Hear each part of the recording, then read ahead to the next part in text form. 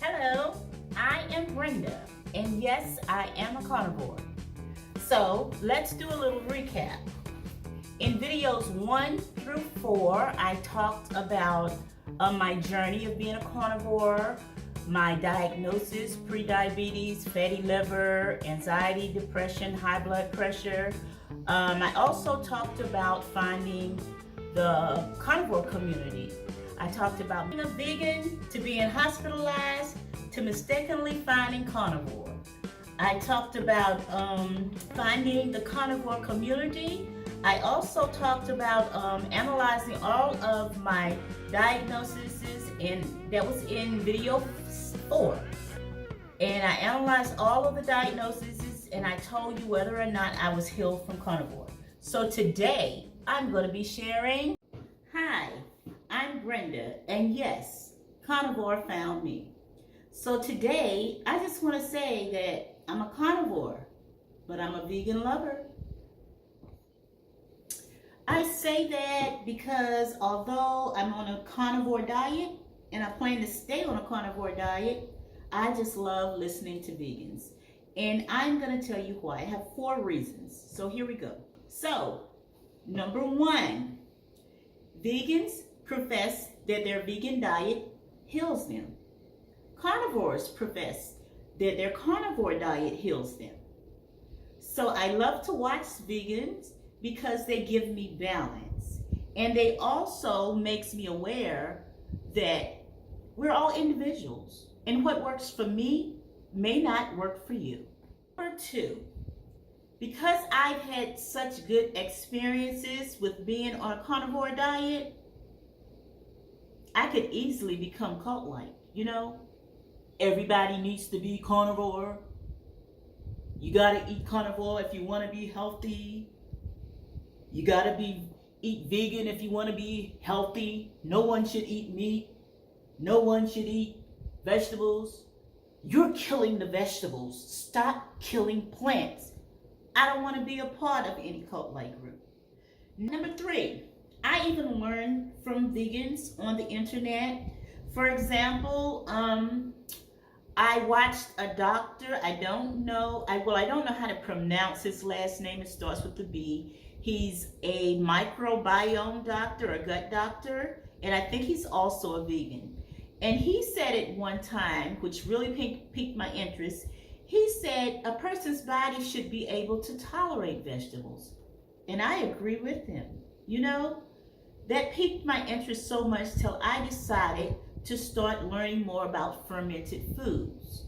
So my first initial fermented foods that I did was, of course, I did the yogurt, which everyone usually does. I fermented some beets. I fermented my own sauerkraut. And what I'll do is maybe once a week, if that, what I'll do is I'll implement a little bit of the fermented vegetables, like maybe 2 slices of my fermented beets into my meat plate. And I'll implement that, hoping to build my tolerance to be able to eat vegetables one day. Because who knows? Maybe one day there's not going to be any more meat. And I have to eat vegetables. So why not make your body be able to tolerate it? So, number 4. Then there are the vegans that they don't look well. And that kind of confirms my carnivore diet, my carnivore journey. You have some vegans that say things and they don't listen to what they're saying, such as they might say, I go to the doctor all the time because what? Or I saw this lady, she's a black lady, she's in her 70s, might be mid-70s. She looks beautiful lady. She's a vegan. She is a raw vegan. However, when she was speaking, she was telling us about the broken bones that she had. And I was just sitting back listening. Like, broken bones? Why is she having broken bones? And then she not only said she had 1 broken bone, not 2 broken bones, she said she's had several broken bones. And I'm thinking to myself, well, that doesn't sound good, and it doesn't sound normal. So I'm thinking, I wonder if she's, kind of connecting the dots. Maybe it has something to do with her diet, that she's had so many broken bones. And And then she also said, and I mean no harm in talking about this. It's just that I wanted to kind of get it out and say it. But she spoke about having a son who had a lot of ailments when he was born. And she said she'd been on this raw vegan diet for over 50 years, and her son passed at about 30 some years old. And it just made me wonder if she ever questioned whether or not her diet made, okay, let's not even talk about that. We're not going to continue to talk about that. So, okay, so those were my 4 reasons. And while I'm at it, I wanted to talk about a book by Sally Norton that I started reading. It's about, what is it about? It's superfoods or toxins. It's something about along the level of vegetables having oxalates in them that are toxic to our bodies.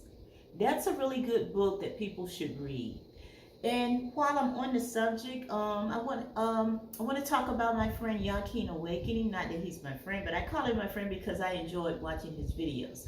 One of his first videos that I saw, which kind of made me mad because I was into herbs at that time and I was taking herbs every single day. And one of the first videos I saw, he said, herbs are not meant to be taken every day. They're medicines. The example he gave was if a dog gets sick, he eats grass in order to help him to throw up, to expel whatever sickness is in his body, but he don't eat it. But the dog doesn't eat grass every day. So I look at fruit, vegetables, and herbs on the same line. They're all plant-based. Just something to think about. So, like, comment, and subscribe. And be sure to know that you can redistribute this if you like. Thanks.